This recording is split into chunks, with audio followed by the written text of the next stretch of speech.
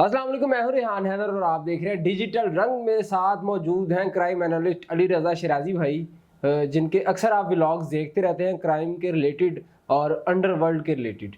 इनसे आज एक ऐसे मौजू पर गुफ्तगू करेंगे। एक शख्स कत्ल होता है और उसके बेटे अपने बाप के कत्ल का बदला लेने के बजाय सुलह करना चाहते हैं, लेकिन वो सुलह नहीं हो पाती। जिस दिन सुलह होती है उससे एक दिन पहले ही उनके घर पर फायरिंग कर दी जाती है। मेरी मुराद शेख चन्ना और उनके जो बेटे हैं उनसे है।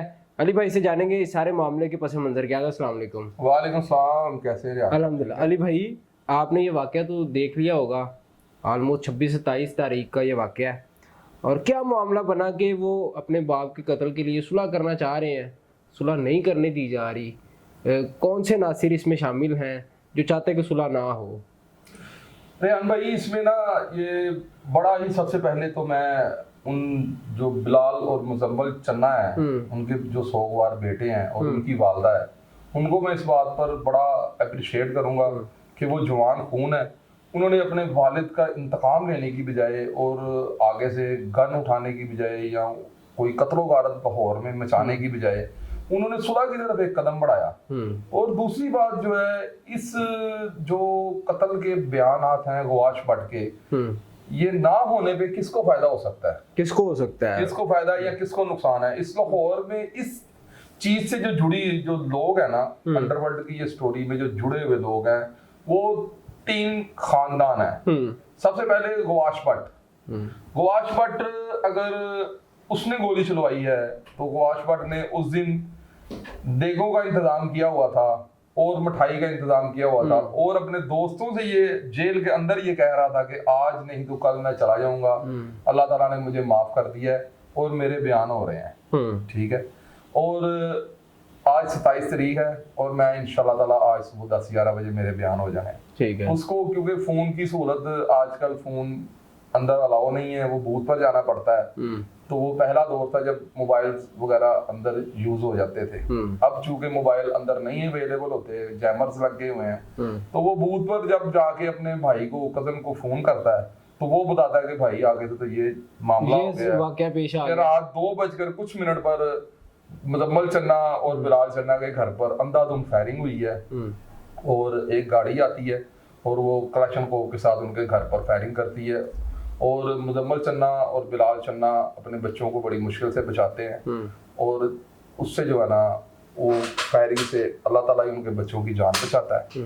तो खैर उन्होंने दरख्वास्त दी है, पर्चा हो गया, उस पर उन्होंने तफ्तीश चेंज करवा के CIA इकबाल टॉन को दे दिया। ठीक है। अब देखें कि अगवाश भट्ट जो है वो तो नहीं करवाएगा फायरिंग, क्योंकि उसकी तो सुलह हो रही है, उसकी जान बख्शी हो रही है, यानी कि वो जेल से बाहर आ जाएगा, सुलह सफाई वाले मामला आते हैं।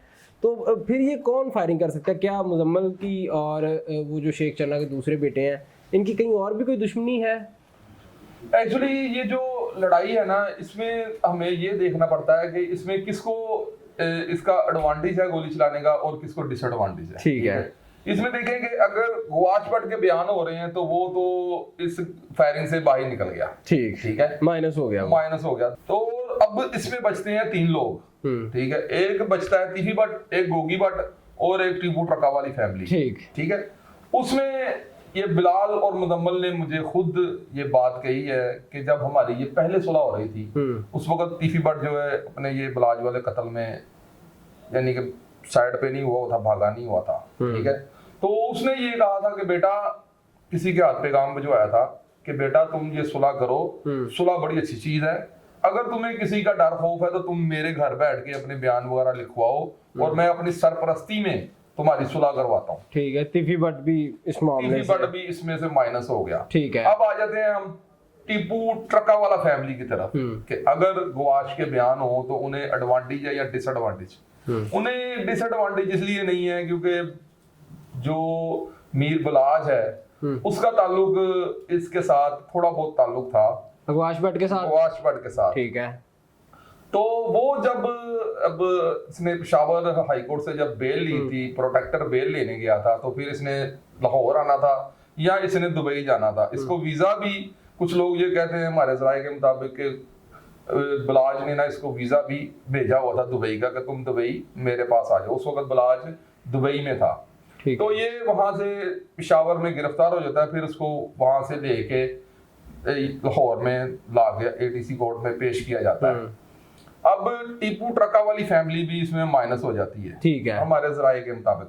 अब बचता है सिर्फ गोगी भट्ट। गोगी भट्ट ने अगर इस पर गोली चलवाई है तो वो इसी बुनियाद पर चलवाई होगी कि ये हमारे जो दोस्त है उसमें जो अगर ये बच्चे सुलह करते हैं तो इसमें जो हमारी जो रेपुटेशन है, हमारा जो मुकाम है लाहौर में, शेर लाहौर का खिताब है, उसमें जो मेरा थोड़ा जो वकार जो मेयार है वो कम होता है। लेकिन ये भी तो देखे ना, गोगी भट्ट अपने भतीजों पे क्यों फायरिंग करवाएगा?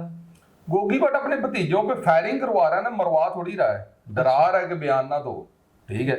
ये तो बात अब पुलिस खोलेगी ना। देखें अब ये मामला जो है ये इकबाल टाउन के पास है, उसमें बड़े बड़े मंजे ऑफिसर हैं, उसमें मोहम्मद अली भट्ट साहब हैं जो लीड करते हैं, डीएसपी हैं वहां पे, और शकील भट्ट है, ये तफ्तीश सारे कर रहे हैं, राणा साहब हैं, और ये सारे लोग जो इस बात की तह तक पहुंचेंगे कि आखिर ये गोली किसने चलवाई। और ये सेफ सिटी का दौर है, कैमरों का दौर है, आपको पता है हर चीज जो है वो सामने खुलकर आ जाती है, बिल्कुल ऐसे। तो एक एक चीज खुलकर आवाम के सामने आ जाएगी, तो ये जो भी बंदा होगा मेरे ख्याल के मुताबिक ये जुल्म और ज्यादती और ये बर्बरियत है, और ये इंतजामिया के ऊपर सवालिया निशान है कि एक बंदा अपने आप को सरेंडर कर रहा है अपने बाप के कत्ल के बावजूद, ठीक, तो वो अगर कह रहा है कि मैं अमन की जिंदगी चाहता हूँ तो पुलिस को चाहिए कि उसे प्रोटेक्शन दे और उसके बयान करवाए, और जो भी अनासर इसमें शामिल हैं उन्हें जलीलो ख्वार करे और रुसवा करे। ये बहुत बड़ी ज्यादती है बच्चों के साथ, और उस बंदे के साथ भी कि जो अच्छी जिंदगी जीना चाह रहा है, जेल में बैठा हुआ है, वो इनको कसास दे रहा है या इनसे वैसे माफी मांग रहा है, जैसे भी जाहिर बात है वो माफी मांग रहा है, ये उसे अल्लाह की राह पे माफ कर रहे हैं या कुछ दियत लेके कर रहे हैं, ये तो इनके मामला है, ठीक है। तो ये इन्हें चाहिए कि इन्हें प्रोटेक्शन दे पुलिस को और इनके बयानात करवाएं। तो अगर कोई बंदा इस तरह की ज्यादती इनके साथ कर रहा है तो बिल्कुल जुल्म और ज्यादती नहीं करनी चाहिए। अली भाई, आपकी गुफ्तगू से तो ऐसा लग रहा है जैसे आप 100% श्योर हैं कि गोगी भट्ट ने जो है ये फायरिंग वाला मामला करवाया है। इससे पहले भी मैंने एक प्रोग्राम किया था तो उसमें भी मैंने ये कहा था कि ये सुलह तो होती है पर गोगी भट्ट इस सुलह को नहीं होने देते, ठीक है।